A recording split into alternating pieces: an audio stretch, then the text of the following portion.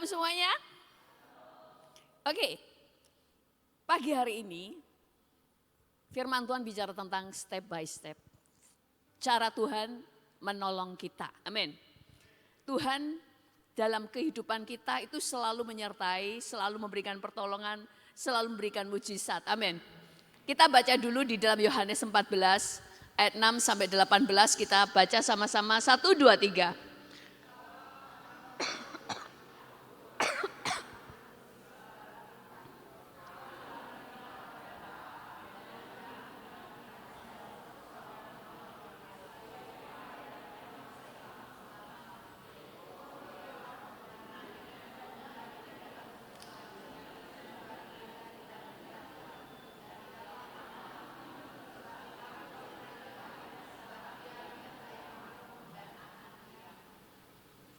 Aku tidak akan meninggalkan kamu sebagai yatim piatu, aku akan datang kembali kepadamu. Amin.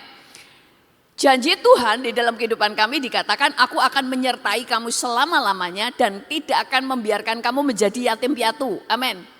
Ini janji Tuhan dan kita sudah tahu bagaimana janji Tuhan itu tidak akan pernah tidak digenapi. Contoh yang sangat simpel, bangsa Israel. Dari zaman dari zamannya Abraham, Ishak, Yakub, ya kan? Sekitar 2000 tahun 4000 tahun yang lalu atau hampir 3500 tahun yang lalu. Kemudian pada waktu Tuhan menjanjikan kepada Abraham sekitar 4000 tahun yang lalu, bagaimana janji itu digenapi sampai hari ini. Sekalipun banyak bangsa ingin menghilangkan Israel dari muka bumi, tidak akan pernah berhasil. Karena Tuhan sudah menjanjikan mereka itu, Tuhan mengikat perjanjian dengan Abraham sampai kepada kekekalan. Nah, kemudian kita baca dulu di dalam Roma 8 ayat 28,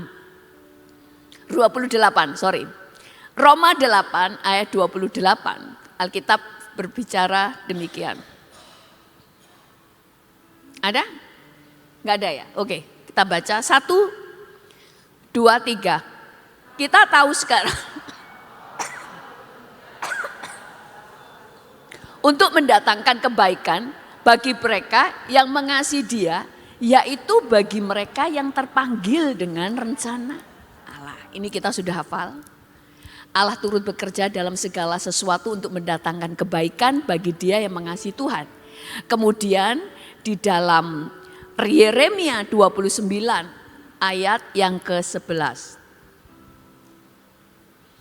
Kita baca sama-sama. 1, 2, 3. Sebab aku ini mengetahui rancangan-rancangan apa yang ada padaku mengenai kamu. Demikianlah firman Tuhan, yaitu rancangan damai sejahtera dan bukan rancangan kecelakaan, untuk memberikan kepadamu hari depan.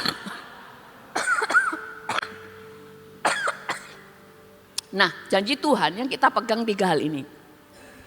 Aku akan menyertai engkau selama-lamanya dan tidak akan membiarkan kamu menjadi yatim piatu. Kedua, Allah itu turut bekerja dalam segala hal untuk mendatangkan kebaikan.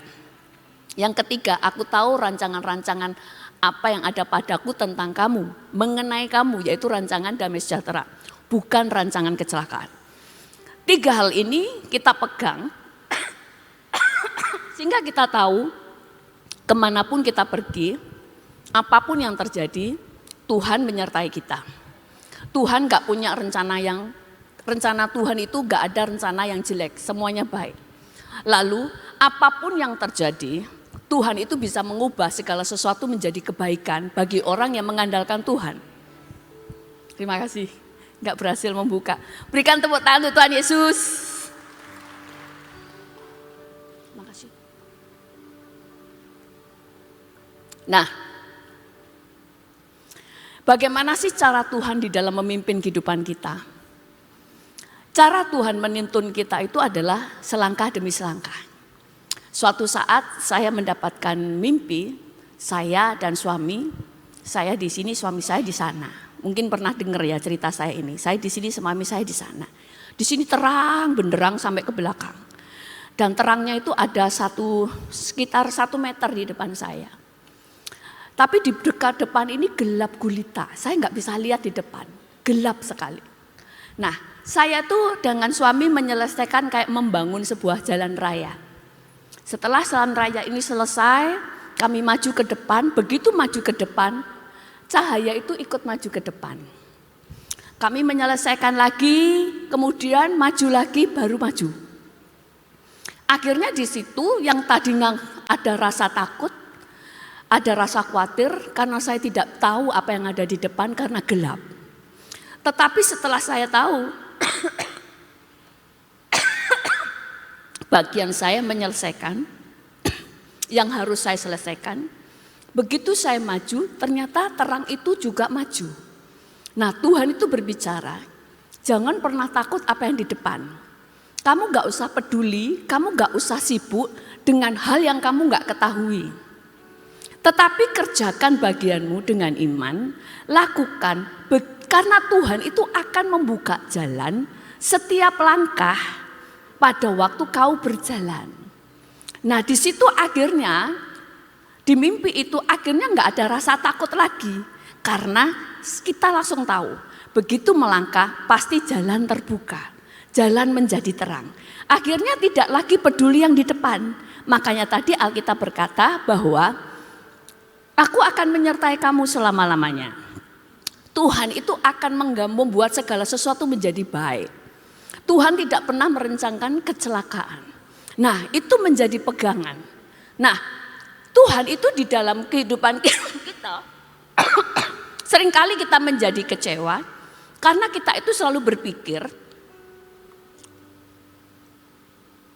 kita berharap bahwa Tuhan itu akan melakukan berbicara kepada kita itu langsung banyak hal sampai ke depan. Ada hal itu, ada perkara itu bisa terjadi, tapi seringkali enggak demikian. Contoh kepada Yusuf. Yusuf itu, maaf tadi air angetnya ketinggalan. Yusuf itu, Tuhan itu berbicara hanya di awal. Yaitu lewat mimpi bahwa Tuhan akan memakai dia menjadi seorang pemimpin. Tapi setelah itu Tuhan enggak bicara.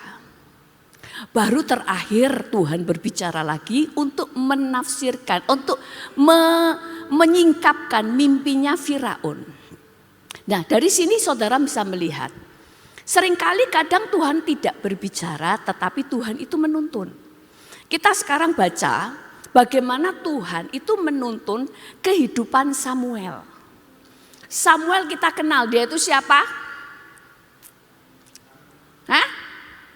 Siapa Samuel? Anak apa? Gak dengar saya. Seorang nabi. Dia seorang nabi besar. Di dalam 1 Samuel 16 ayat 1 kita baca. 1 Samuel 16 ayat 1. Baca sama-sama 1, 2, 3. Berfirmanlah Tuhan kepada Samuel, berapa lama lagi engkau berduka cita karena Saul? Bukankah ia telah kutolak sebagai raja atas Israel? Isilah tabung tandukmu dengan minyak dan pergilah. Aku akan mengutus engkau kepada Isai, orang Bethlehem itu, sebab di antara anak-anaknya telah kupilih seorang raja bagiku. Nah, suatu saat Samuel itu sedih berduka cita karena si Saul itu yang sudah dia anggap anaknya sendiri, dia yang mengurapi, ditolak oleh Tuhan sehingga dia berduka cita. Lalu Tuhan berkata begini, isilah tabung tandukmu dengan minyak dan pergi. Aku akan mengutus kepada kamu, aku akan mengutus engkau kepada Isai orang Bethlehem itu, sebab di antara anak-anaknya telah kupilih seorang raja bagimu. Terima kasih. Saya ini ternyata ada alergi dingin kata dokter. Jadi kalau langsung tadi pagi harusnya minum air panas, belum sempat air panas langsung kena dingin. Langsung batuk lagi. Puji Tuhan. Tepuk tangan untuk Tuhan Yesus.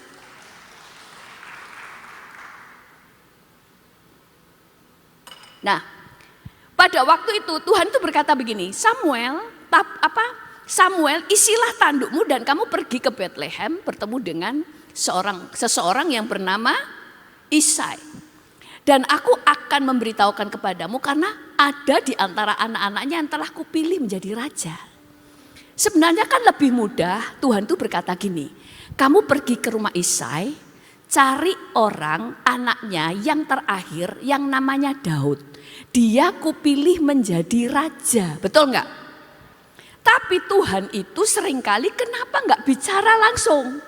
Kan lebih mudah. Tuhan cuma berkata begini, sebab di antara anak-anaknya telah kupilih seseorang menjadi raja. Bahkan Samuel mungkin belum tahu siapa itu Isai. Dia cuma tahu dia disuruh ke Bethlehem. Dia mencari seseorang yang bernama Isai. Nah, kemudian yang kedua di dalam 1 Samuel 16 ayat 2 sampai 3 berkata gini. Kita baca 1, 2, 3. Tetapi Samuel berkata, bagaimana mungkin aku pergi jika Saul mendengarnya? Ia akan membunuh aku, firman Tuhan. Bawalah seekor lembu muda dan katakan, aku datang untuk mempersembahkan korban kepada Tuhan. Kemudian undanglah Isai ke upacara pengorbanan itu. Lalu aku akan memberitahukan kepadamu apa yang harus kau perbuat. Urapilah bagiku orang yang akan kusebut namanya kepadamu. Tuhan bilang, wes kamu nanti ke sana bawa seekor lembu. Dia itu tahu, Tuhan itu sudah tahu kan, pasti nanti Saul itu marah. Tuhan itu sudah tahu apa yang akan terjadi. Tapi Tuhan menunggu Samuel ngomong, Tuhan nanti kalau Saul tahu aku pergi, itu kan nanti aku bisa dibunuh. Terus Tuhan memberikan hikmat. Kamu membawa seekor lembu dan sebagainya. Terus Tuhan ngomong lagi, nanti kamu akan beritahukan apa yang harus kamu perbuat. Lalu dikatakan nanti aku akan memberitahukan kepadamu, akan kusebutkan orang yang akan urapi. Dikatakan kemudian undanglah Isai ke upacara pengorbanan itu. Lalu aku akan memberitahukan kepadamu apa yang harus kau perbuat. Urapi bagiku orang yang akan kusebut kepadamu. Tuhan itu berkata, nanti baru tak kasih tahu apa yang harus kamu lakukan. Nanti baru tak kasih tahu namanya. Kenapa enggak langsung? Kan lebih simpel. Kalau kita itu ngomong, Tuhan itu langsung berbicara dari awal. Maka Samuel tidak perlu berdoa lagi. Sudah tahu. Tuhan itu tahu kecenderungan hati kita. Tuhan itu menciptakan kita karena Tuhan suka dengan sebuah hubungan. Hubungan yang sehat itu dibangun dengan komunikasi. Itu sebabnya bagi Tuhan yang terpenting itu hubungan, dan yang terpenting untuk menjaga hubungan adalah komunikasi. Makanya Tuhan itu enggak langsung berbicara banyak hal, karena Tuhan mau setiap langkah Samuel bergantung pada Tuhan dan selalu bertanya. Kalau dari awal sudah dikasih tahu, nanti kalau Saul marah, kamu daripada dia marah bawa ke lembu. Kamu nanti ketemu dengan Isai, kamu harus lakukan ini, ketemu anaknya nomor 8, namanya Daud, urapi dia, selesai. Maka Samuel akan pergi dengan segala kekuatannya, langsung cari rumahnya di mana, langsung sudah tahu bla bla bla. Tapi kita tahu Tuhan itu punya gaya. Gayanya Tuhan, cara Tuhan adalah menuntun selangkah demi selangkah. Dan kemudian setelah Samuel sampai di rumah Isai, semua anak-anaknya berbaris. Maju satu persatu. Ada Eliab yang maju, dia gagah. Alkitab berbicara di dalam 1 Samuel 16 ayat 7. Berkata begini, 1 Samuel 16 ayat 7. Oh mati ya, saya baca ya.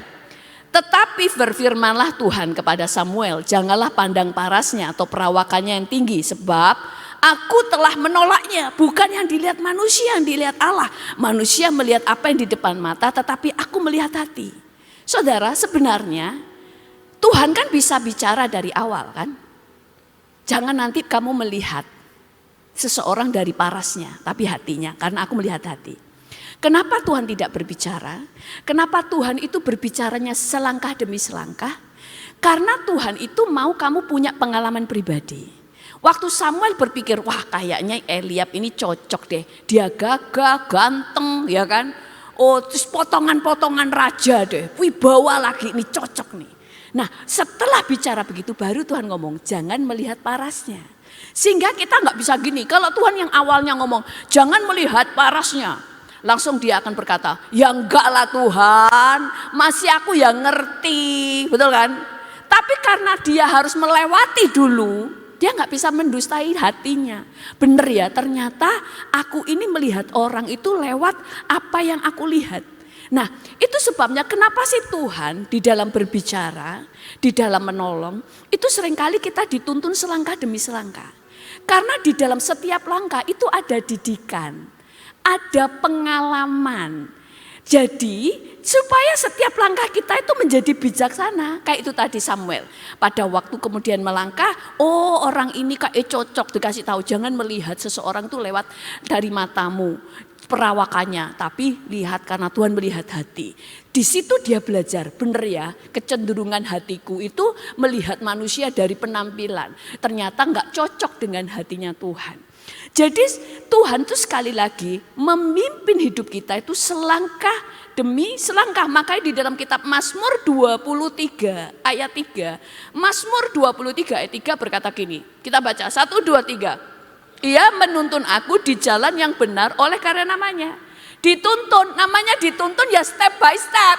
Bukan lari, bukan diangkat terbang, tapi berjalan. Karena untuk pengalaman pribadi bersama dengan Tuhan. Dan supaya engkau mulai belajar mempercayai Tuhan. Kayak tadi mimpi saya itu. Mulai belajar pertamanya takut. Nah ini gelap gulita, saya gak tahu apa yang di depan. Tapi setelah tugas saya selesai dan saya melangkah, sinar itu ikut maju ke depan. Sehingga saya mulai bisa mempercayai Tuhan kayak bangsa Israel. Gak usah takut, begitu hari ini selalu ada mana. Gak usah mikir yang besok, besok pasti ada mana. Pertama pasti takut, apalagi yang punya anak. Nanti kalau gak ada gimana? Anakku nanti gimana? Aku punya bayi. Tapi karena setiap hari terjadi, akhirnya mereka menjadi percaya. Besok pasti ada. Tepuk tangan untuk Tuhan Yesus.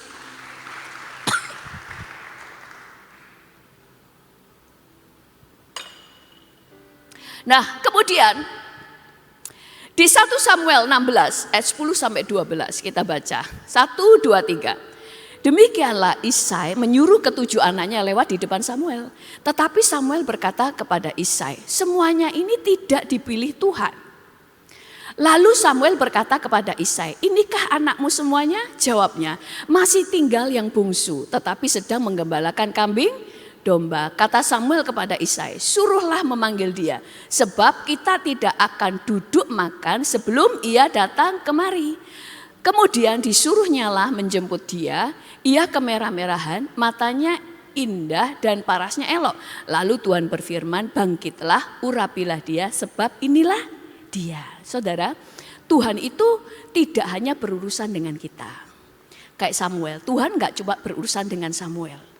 Tuhan sedang berurusan dengan Isai, Tuhan berurusan dengan anak-anak Isai, Tuhan juga berurusan dengan Daud.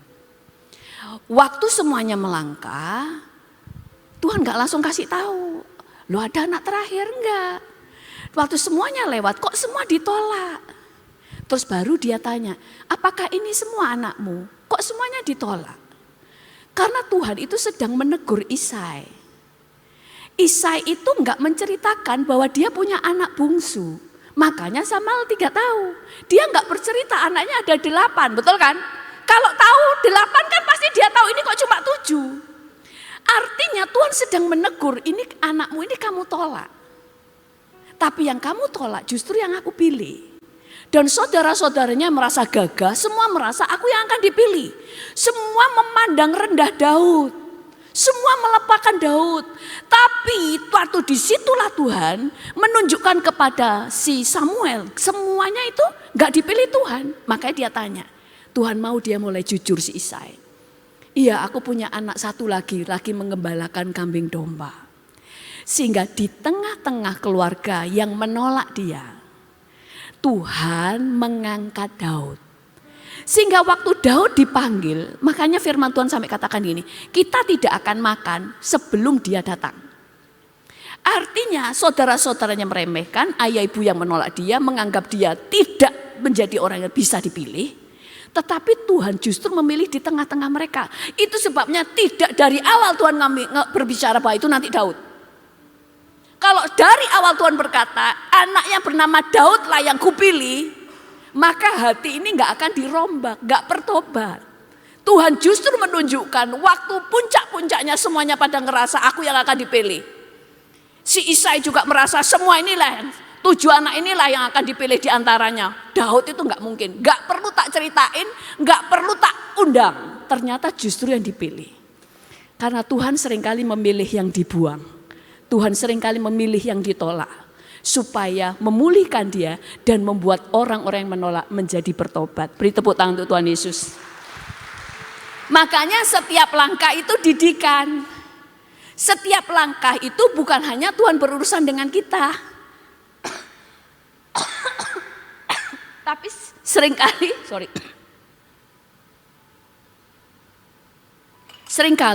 Tuhan itu sedang mendidik juga orang-orang di sekitar kita. Kemudian, jadi setelah itulah baru kemudian firman Tuhan berkata di dalam 1 Samuel 16. Oh, tadi ya sudah ya, sorry ya saya nggak kelihatan. Dikatakan tadi 1 Samuel 16 ayat yang ke-12. Kemudian disuruh nyala menjemput dia, ia kemerah-merahan, matanya indah dan parasnya elok. Lalu Tuhan berfirman, bangkitlah, urapilah dia, sebab inilah dia. Padahal kan dari awal sebenarnya Tuhan bisa berbicara. Itu sebabnya kalau kita tidak terlalu bisa mendengar suara Tuhan yang sampai gamblang, belajar melangkah selangkah demi selangkah. Kenapa? Karena memang stylenya Tuhan itu begitu. Sekali lagi, Tuhan tidak langsung menyatakan segala sesuatu. Karena punya alasan. Yang pertama, mengajar kita percaya. Kedua, mengajar kita berani melangkah tanpa khawatir. Ketiga, mengajar kita bergantung kepada Tuhan. Keempat, karena ini peperangan rohani. Saudara, di dalam peperangan rohani, tidak segala hal kita itu harus ceritakan. Kita itu enggak boleh banyak bicara. Makanya pada waktu Maria mengandung, Tuhan itu memilih Maria dan Yusuf salah satunya. Bukan cuma karena perawan. Tapi karena Yusuf dan Maria itu orang yang bisa memegang rahasia. Karena enggak semua orang, tidak semua hal harus diungkapkan. Karena belum waktunya. Waktu dia mengandung, Maria diem, gak cerita siapapun, bahkan gak cerita ke orang tuanya, gak cerita kepada Yusuf. Yusuf tahu sendiri itu dari malaikat. Dia cuma dengar dia kok istriku kok mengandung, calon istriku kok mengandung. Tapi Maria gak ngomong, oh ini mengandung dari Roh Kudus. Orang belum tentu percaya kan, tapi Tuhan yang membela. Dia gak bicara karena belum waktunya. Kalau tahu gempar, setan juga tahu. Karena setan itu enggak maha tahu. Seringkali setan baru tahu setelah kita ngomong. Atau setelah kita nulis di media. Pergumulanmu, kesedihanmu, iblis jadi tahu. Nah, itulah di dalam peperangan rohani. Makanya salah satu perisai di dalam kehidupan kita itu tutup mulut. Tutup mulut, jaga rahasia. Semakin kita terlalu terbuka, semakin mudah musuh menghancurkan hidup kita. Berikan tepuk tangan untuk Tuhan Yesus.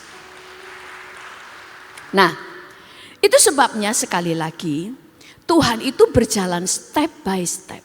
Menolong kita kayak contohnya Elia. Pertama, pada waktu kelaparan Elia cuma disuruh untuk di Sungai Kerit.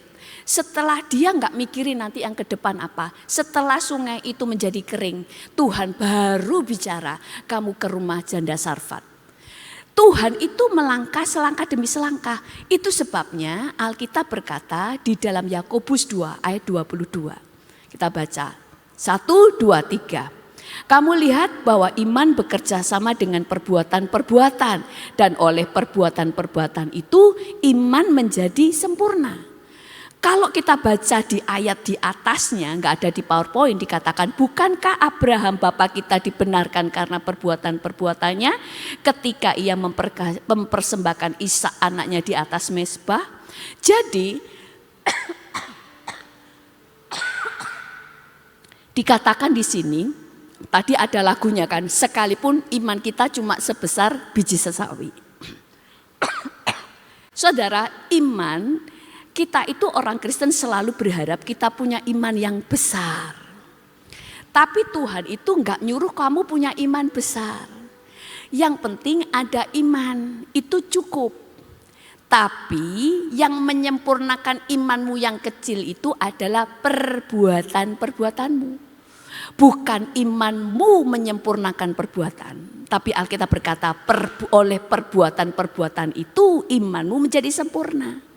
Makanya Samuel waktu disuruh pergi, dia pergi sekalipun gak ngerti. Sekalipun di sini imannya cuma kecil, bukan iman yang besar. Sama dengan Musa, pada waktu Tuhan suruh untuk ngangkat tongkatnya, bukan berarti imannya besar. Tapi dia waktu mengangkat, itulah iman, bukan yang di sini. Waktu dia, itu yang makanya Alkitab berkata bahwa kita harus taat. Taat itulah iman. Bukan perasaan merasa imannya besar. Makanya Tuhan menuntun selangkah demi selangkah untuk melatih taat enggak kamu. Kalau taat itulah iman. Bukan di perasaan. Karena waktu kamu melangkah taat itulah yang menyempurnakan imanmu yang tidak sempurna itu. Berikan tepuk tangan untuk Tuhan Yesus.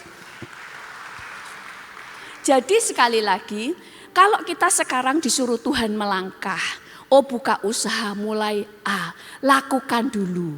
Walaupun tidak tahu nanti ke depan apa, kerjakan saja. Kalau Tuhan suruh menabur, padahal kita kurang, gak usah mikir yang nanti, kerjakan dulu yang ini. Baru Tuhan itu akan membuka jalan. Nah, saya akan tutup dengan kesaksian. Ada seorang hamba Tuhan, waktu itu dia kritis ya, kalau dia ke rumah sakit gak kritis ya. Antriannya itu waktu dia datang dia mau pelayanan tapi dia mau ke dokter dulu. Harusnya itu janjian dulu supaya dia nomor. Tapi karena kesusu ya, keburu-buru dia datang. Jadi antriannya itu sudah dia nomor 91. Waduh, antriannya sih banyak sih 91. Terus dia, tapi Tuhan tuh cuma ngomong, sudah maju aja, ngomong ke konternya. Dia bilang gini, Pak itu ya nomornya masih panjang ya, padahal saya ini keburu-buru. Terus orang ini, iya Bu, si nomor 91 karena Ibu harusnya sudah janji kemarin. Tiba-tiba ada orang maju, Bu saya nggak jadi, saya harus pulang, dia nomor 19. Terus sama konter yang di konternya gini, nomor ini aja tak kasih Ibu. Dari 91 menjadi nomor 19. Tepuk tangan untuk Tuhan Yesus. Terus dia bilang gini, kalau saya tadi gak taat sama Tuhan, ngomong maju ke depan, saya gak ketemu dengan ibu ini yang tiba-tiba ngasih, aku gak jadi, saya mau pulang, ini nomornya tak kasih, tak kembalikan, terus dikasih ke dia. Nah ini loh, bagaimana Tuhan itu selangkah demi selangkah di dalam segala kehidupan kita. Jangan dulu khawatir di depan karena janji Tuhan. Tuhan tidak akan membiarkan kita menjadi yatim piatu karena Dia menyertai kita sampai kepada selama-lamanya. Kedua, Tuhan Allah turut bekerja dalam segala hal untuk mendatangkan kebaikan. Yang ketiga, Tuhan tahu rancangan Tuhan atas hidupmu mengenai kamu di dalam hatinya, yaitu tidak ada rancangan kecelakaan tapi rancangan damai sejahtera. Berikan tepuk tangan untuk Tuhan Yesus. Saya undang tim musik untuk maju ke depan. Saya undang semua jemaat bangkit berdiri. kita akan memuji Tuhan, ku terhubung dengan Tuhan.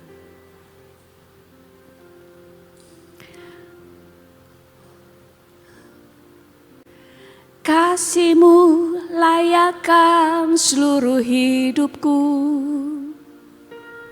mampukan ku melakukan yang Kau inginkan. Tak bisa ku terlepas, Kau menggenggam tanganku, ingin lebih mengenal pribadi-Mu. Kasih-Mu layakkan seluruh hidupku, mampukan ku melakukan yang Kau inginkan. Tak bisa terlepas, Kau menggenggam tanganku, ingin lebih mengenal pribadi-Mu. Terhubung dengan-Mu, selalu melekat di hati-Mu. Firman-Mu itulah dasar hidupku, yang berdaulat atasku. Terhubung dengan-Mu, selalu melekat di hati-Mu. Firman-Mu itulah dasar hidupku, yang berdaulat atasku. Terhubung dengan-Mu. Amin Tuhan, biarlah kami selalu terhubung dengan selalu melekat di hati-Mu. Firman-Mu itulah dasar hidupku, yang berdaulat atasku. Terhubung dengan-Mu, selalu melekat di hati-Mu. Firman-Mu itulah dasar hidupku, yang berdaulat atasku. Firman-Mu itulah dasar hidupku, yang berdaulat atasku. Firman-Mu itulah dasar hidupku, yang berdaulat atasku. Beri sorak-sorai kepada Tuhan Yesus.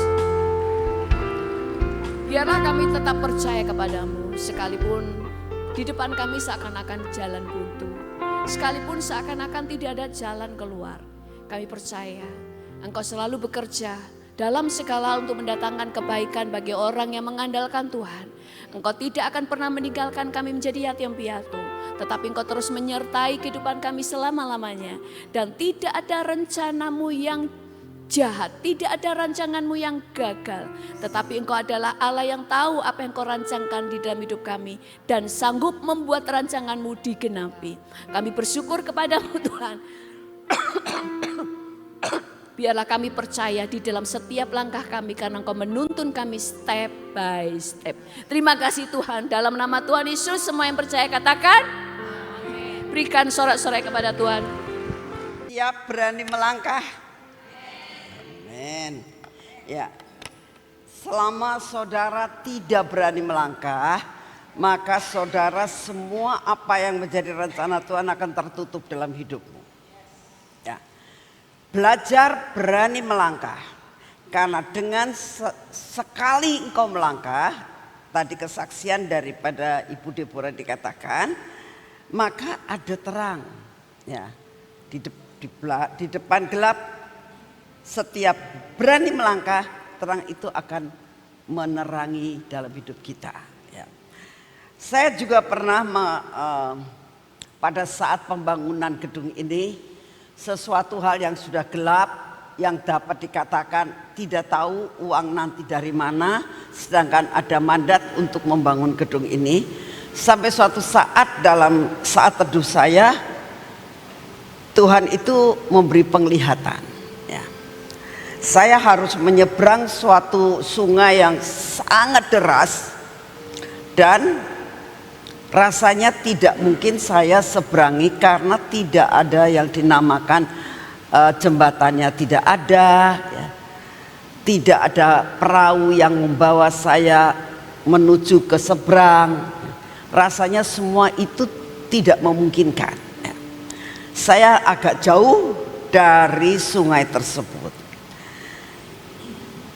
Kalau saya tidak berani melangkah untuk mendekati akan sungai itu, nggak jalan, saudara. Ya, selama kita tidak berani untuk melangkah, engkau tidak akan nyampe. Jadi apa yang harus kita lakukan? Belajar pada saat saya mendapat penglihatan itu, Tuhan katakan jalan aja nak, jalan aja. Jadi saya melangkah selangkah demi selangkah sampai di tepi sungai tersebut.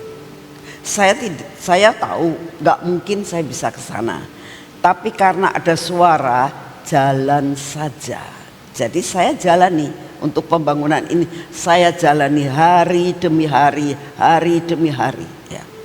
Walaupun kita tahu bahwa pembangunan ini bukan ratusan juta. Ya. Jadi saya merasakan, ya sudah Tuhan, saya mau jalan aja. Sampai di tepi,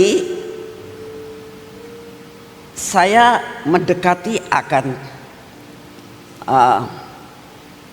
kali itu, sungai itu. Oh, ternyata ada sesuatu batu besar, ya, batu besar yang di dekat di tepi sungai tersebut, yang saya bisa lihat kurang lebih hanya semata kaki. Oh ya, tapi sesudah itu nggak ada lagi, nggak ada batu yang tersusun rapi menuju ke seberang. Hanya satu batu itu yang ada di tepi. Nah, sekarang persoalannya, berani enggak kamu langkah? Step pertama ini berani enggak? Karena kita akan menghadapi masih step yang lain yang enggak tahu dan enggak kelihatan itu batu. Tapi pada saat dengan iman, saya berpegang kepada firman Tuhan, jalani saja.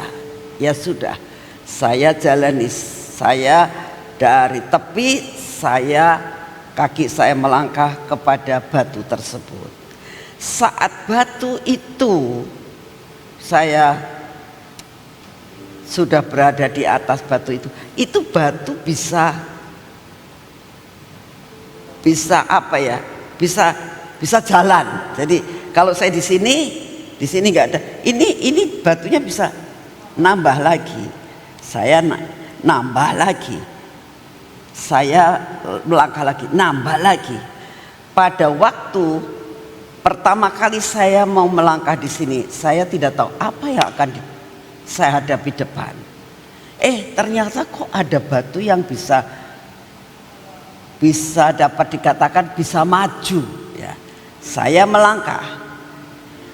Iman saya menjadi kuat. Iman saya menjadi timbul. Kalau yang kedua ini bisa, ketiga pasti bisa, keempat pasti bisa. Pasti ada. Pasti batu ini akan tumbuh lagi. Bisa. Iman timbul karena pendengaran, dan pendengaran akan firman Tuhan. Ya. Percaya dalam menghadapi apapun, kita tahu apa yang akan kita hadapi. Kita mendengar berita-berita ini di Talaut katanya ada gempa 6, berapa dan di mana-mana. Ya memang itu harus terjadi. tapi kita tetap mau berdiri untuk Indonesia dan untuk dunia ini, supaya semua yang terjadi tidak mengakibatkan bencana itu merusakkan atau membinasakan umat Tuhan sebelum waktunya. Amin. Berani melangkah, pasti sampai. Yuk kita berdoa. Bapak, terima kasih buat firman-Mu, terima kasih buat pujian dan penyembahan selama 1 jam. Terima kasih Tuhan, Kau sungguh baik, Kau sungguh baik. Pagi ini Tuhan, Engkau memberitahukan kepada kami, apabila saat-saat ini kami menghadapi akan masalah yang cukup membuat kami menjadi takut di dalam menghadapi masa depan. Ingatkan Tuhan, bahwa Engkau turut bekerja dalam segala perkara mendatangkan kebaikan. Buat kami berani melangkah, karena setiap kali kami melangkah selangkah, maka Engkau akan membuka jalan langkah yang kedua. Saat kami mau melangkah langkah kedua, Engkau akan membuka jalan langkah ketiga. Kami percaya Engkau Bapa yang mengendalikan segala-galanya. Buat kami berani melangkah bersama-Mu Tuhan. Terima kasih untuk kasih setia-Mu. Biarlah kami menjadi pelaku firman, bukan sekedar mendengar. Supaya kami tahu bahwa Engkau terus bekerja dalam hidup kami. Terima kasih untuk semuanya. Saat ini kami tetap mau berdiri akan bangsa dan negara kami ini ya Tuhan. Kalau kami mendengar bahwa di Talot ada perkara-perkara gempa bumi dan juga di mana-mana Tuhan, di mana anak Krakatau tetap eksis untuk melancarkan akan keganasannya. Tapi satu perkara kami tahu, Engkau pasti pegang kendali untuk bangsa dan negara ini. Kami mau mempersembahkan semua dan semuanya, bencana alam yang Kau izinkan terjadi. Bapak, kami minta anugerah-Mu turun. Selamatkan Indonesia.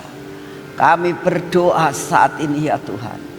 Biarlah Engkau sendiri akan mengendalikan segala lempengan-lempengan yang ada di bawah tanah dan di bawah laut.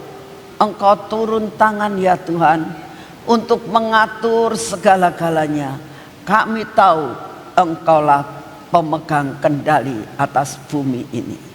Oleh karena itu kami mempersembahkan semua kepadamu. Kami berdoa untuk anak-anak-Mu Tuhan, dimanapun mereka berada. Kalau mereka berada di suatu daerah-daerah yang rawan, kami berdoa, luputkan mereka. Biar mereka menjadi orang yang dapat dikatakan orang yang dibedakan, orang yang terpilih. Terima kasih ya Bapak, Engkau sungguh amat sangat baik. Bapak, kami juga berdoa pada saat ini ya Tuhan, untuk bangsa dan negara ini, untuk pemerintahan yang ada. Kami berdoa untuk Bapak Presiden dan Wakil Presiden. Tuhan, betapa kemelut yang terus setiap hari Bapak Presiden dan Wakil Presiden dihadapkan Tuhan.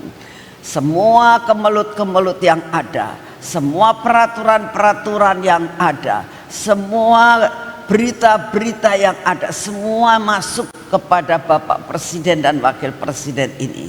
Oleh karena itu kami doakan, beri kekuatan, beri kesehatan, beri daya pikir yang benar-benar berasal daripada-Mu.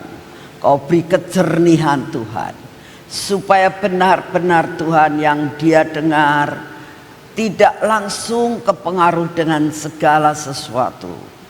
Info-info yang diterima, biarlah Kau beri hikmat untuk tidak diterima semuanya. Tuhan, kami minta hanya Engkau yang bisa memilah-milah dalam pikiran dan jiwanya. Kami persembahkan Bapak Presiden dan Wakil Presiden ini kepadamu. Kami berdoa untuk para penasehat yang ada di sekitar Bapak Presiden dan Wakil Presiden. Berikan hikmat, kebijaksanaan di dalam memberikan suatu saran atau nasihat. Terima kasih untuk semuanya. Kami juga berdoa Tuhan untuk pembuat undang-undang, perencana pembuat undang-undang. Berikan roh takut dan gentar kepadamu untuk mengambil suatu putusan, untuk membuat peraturan dan undang-undang yang baru untuk bangsa ini. Dalam segala perkara Tuhan, kami doakan, terutama peraturan-peraturan tentang kesehatan. Kami juga berdoa untuk peraturan-peraturan tentang perpajakan. Kami juga berdoa untuk peraturan-peraturan yang lain Tuhan, yang kami tidak bisa sebutkan satu-satu. Tapi kami berdoa saat ini, biarlah apa yang akan ditetapkan, yang bukan berasal daripadamu, Engkau yang menggagalkannya. Ini doa kami kepadamu Tuhan. Kami tidak bisa menggagalkan, kami tidak bisa melakukan apapun, tapi satu perkara kami masih punya, jalan menuju ke atas. Kami minta anugerah-Mu turun untuk Engkau turun tangan. Dengar doa kami pagi ini ya Tuhan. Setiap pagi kami berdoa dan berseru-seru kepadamu tentang pemerintah di tempat ini. Kami percaya Engkau mendengar doa kami. Kami juga berdoa untuk peraturan-peraturan pemerintah daerah Tuhan. Semua peraturan-peraturan daerah di kota ini, di tempat provinsi-provinsi lain, di kota-kota lain. Tuhan, kalau itu tidak membawa manfaat yang baik buat rakyat, Engkau yang akan membatalkannya. Terima kasih untuk kasih setiamu. Bapak, saat ini kami datang di hadapan-Mu. Kami tetap berdoa buat penginjilan Tuhan. Kami percaya bahwa firman-Mu harus sampai ke ujung bumi. Oleh karena itu kami berdoa untuk media, baik YouTube, TikTok maupun radio. Kami berdoa untuk dapat menyampaikan kebenaran firman-Mu, membersihkan atmosfer udara negara kami. Tolong Tuhan, biar apapun media yang dilakukan untuk penginjilan sampai ke ujung bumi. Kami berdoa untuk anak-anak-Mu yang sudah Kau tentukan untuk harus pergi ke pelosok-pelosok. Lakukan semua rencana-Mu, seluruh biaya kami tahu Engkau yang akan membiayainya. Terima kasih Bapak, kami percaya Tuhan Engkau mendengar doa kami. Kami percaya Tuhan Engkau Bapa yang mengerti dan memperhatikan setiap anak-anak-Mu. Terima kasih untuk kasih setiamu yang tidak pernah berubah. Kami tetap mengatakan kepadamu, peganglah akan bangsa dan negara kami ini. Terima kasih untuk semuanya. Segala pujian, hormat, syukur kami naikkan di hadapan-Mu.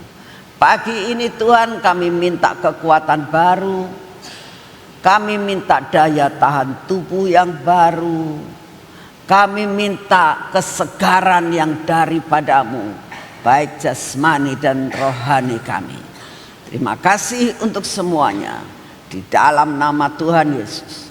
Mari kita masuk dalam pengurapan.